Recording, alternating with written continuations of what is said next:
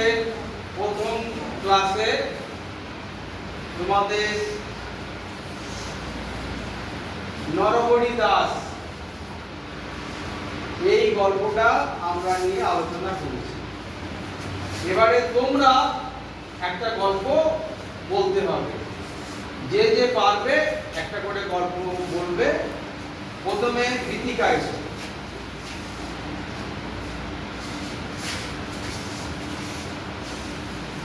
এখানে দাঁড়াও। গীতিকা একটা গল্প বলবে, সবাই শোনো। গীতিকা শুরু করো। শিয়াল এবং কুমিরের গল্প। একদিন কুমির বলল শিয়ালকে, বলল যে আমরা আলুর চাষ করব। তারপরে আলুর চাষ করলো।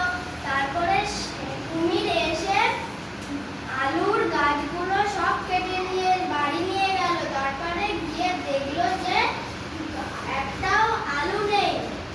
তারপরে সেখানে সে এসে দেখে শিয়াল মাটি খুঁড়ে সব আলু নিয়ে চলে যাচ্ছে। তারপরে কুমির বলল চলো আমরা আখের চাষ করি। তারপরে আখের চাষ করলো একদিন।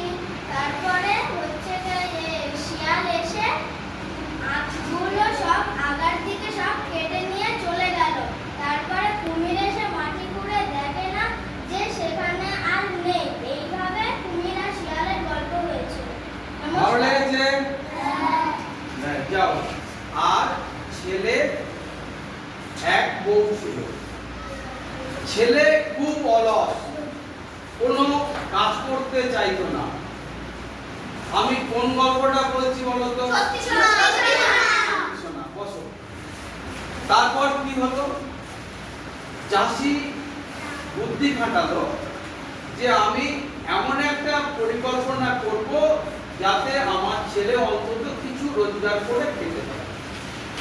চাষি বলল আমি মরে যাবার পর আমাদের ওই মাঠে সোনা পোতা আছে।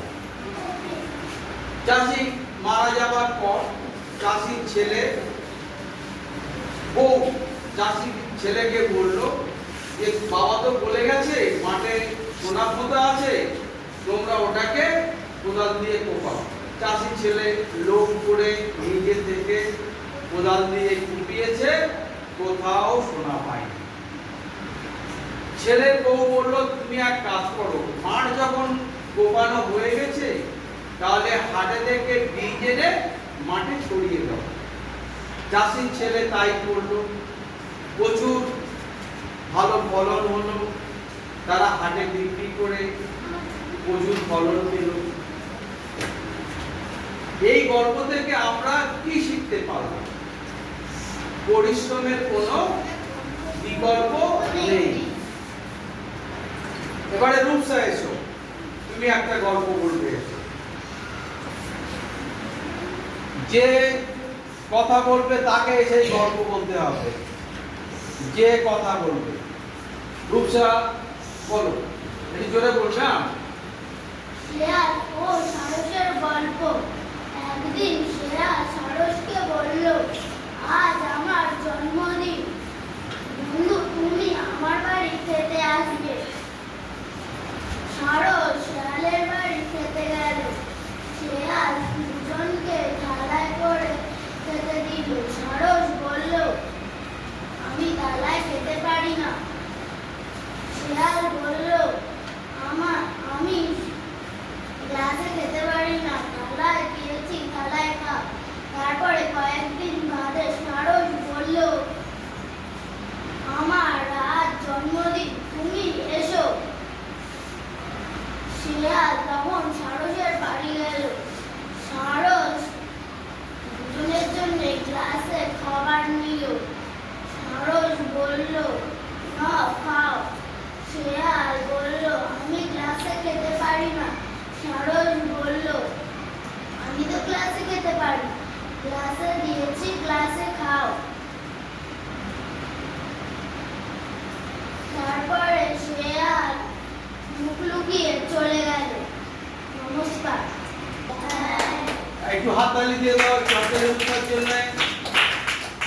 ঠিক আছে, যাও রূপসার নিয়ে বসো। আর কেউ গল্প বলবে? আজকে গল্প শুনলাম সামনের শনিবার আগামী শনিবার একজন ছেলে মানে ছাত্র আর একজন ছাত্রী, তৃতীয় শ্রেণীর একজন ছাত্র আর চতুর্থ শ্রেণীর একজন ছাত্রীর গল্প আমরা শুনব। আজকের এখানে শেষ করলাম। Stage 1.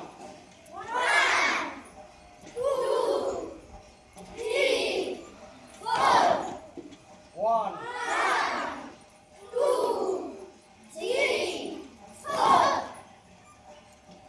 2 নম্বর স্টেজ।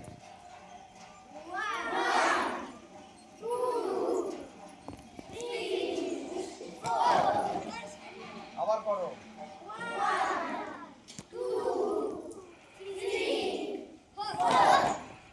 3 নম্বর স্টেজ।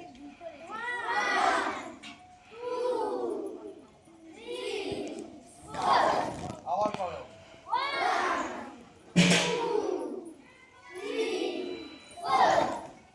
ভালো হয়েছে? এবার একটু 2 মিনিট বিশ্রাম। বকুলতলা অবৈতনিক প্রাথমিক বিদ্যালয়ের ছাত্রছাত্রীরা যোগাসন প্র্যাকটিস করছে। 4টি যোগাসন এরা দেখাবে: পদ্মাসন, বজ্রাসন, অর্ধকূর্মাসন এবং বৃক্ষাসন। সবাই রেডি আছো? শুরু করো। পদ্মাসন।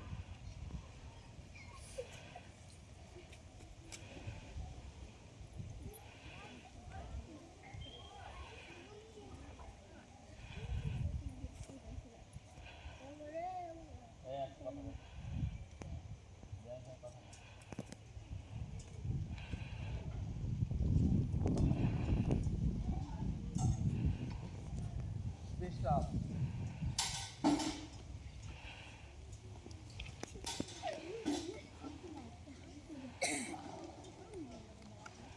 এবারে শুরু করবে বজ্রাসন।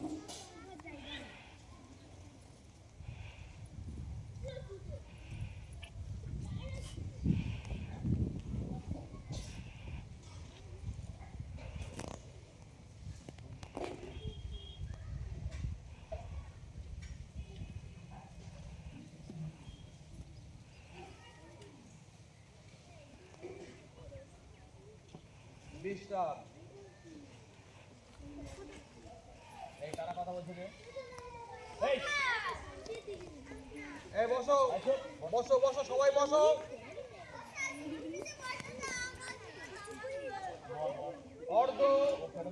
অর্ধ কূর্মাসন।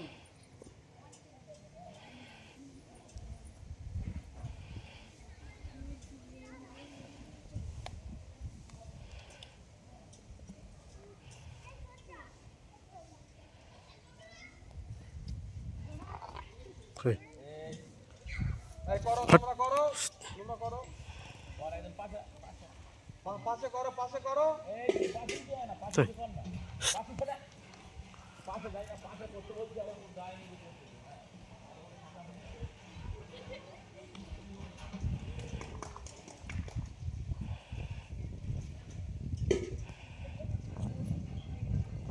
বিশ্রাম।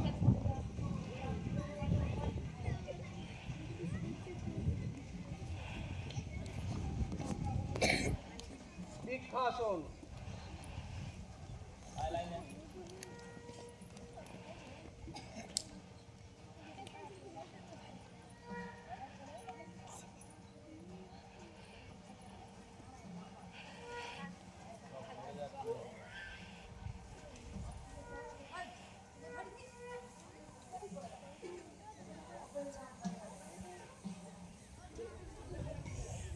বিশ্রাম। সোজা হয়ে দাঁড়াও সবাই।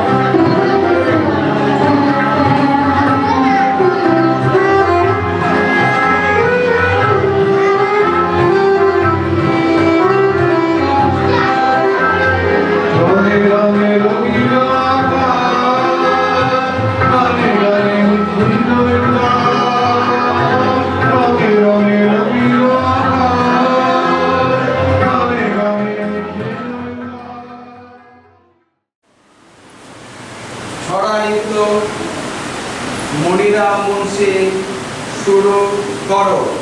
মুনিরাম মুন্সি, কোমরেতে ঘুমসি, নাক দিয়ে শাক খায়, কুনুরের ভাত খায়, টিভি ভেঙে মুড়ি ধরে, মই দিয়ে সই করে, যত পেটে চলে সে, যত পেটে হয় সে।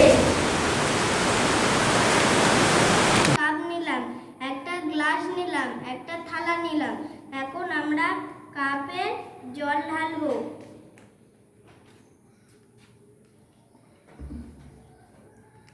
কাপের জলটা এখন কিসের আকার ধারণ করেছে? কাপের আকার ধারণ করেছে। এরপর কি করবে? এরপর আমরা কাপের জলটা গ্লাসে ঢাললাম। কিসের আকার ধারণ করেছে? গ্লাসের আকার ধারণ করলো। আচ্ছা রাশি বলো দেখি, বোতলে যে জলটা আছে সেই জলটা কিসের আকার ধারণ করেছে? বোতলে। বোতলের আকার ধারণ করেছে। এরপরে বিতিকা তারপরে? এখন আমরা জলটা গ্লাসের থালায় ঢাললাম। এখন জলটা কিসের আকার ধারণ করেছে? থালার আকার ধারণ করেছে। এ থেকে তুমি কি বুঝলে? জলের কোনো নির্দিষ্ট আকার নেই। জলের কোনো নির্দিষ্ট আকার নেই। তলা অবৈতনিক প্রাথমিক বিদ্যালয়ের বার্ষিক স্মারক পত্রিকা আমরা আজকে সব ছাত্রছাত্রীদের হাতে, মাস্টারমশাইদের হাতে তুলে দিচ্ছি।